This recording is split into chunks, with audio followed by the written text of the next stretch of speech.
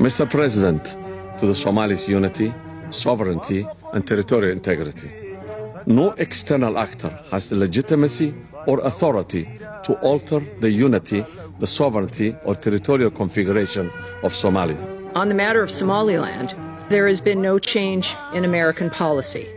We support the authority of the federal government of Somalia as exercised within its internationally recognized borders and in accordance with Somali constitution. Explicitly reaffirm respect for the sovereignty, territorial integrity, political independence, and unity of Somalia. Somaliland is an inalienable part of Somali territory.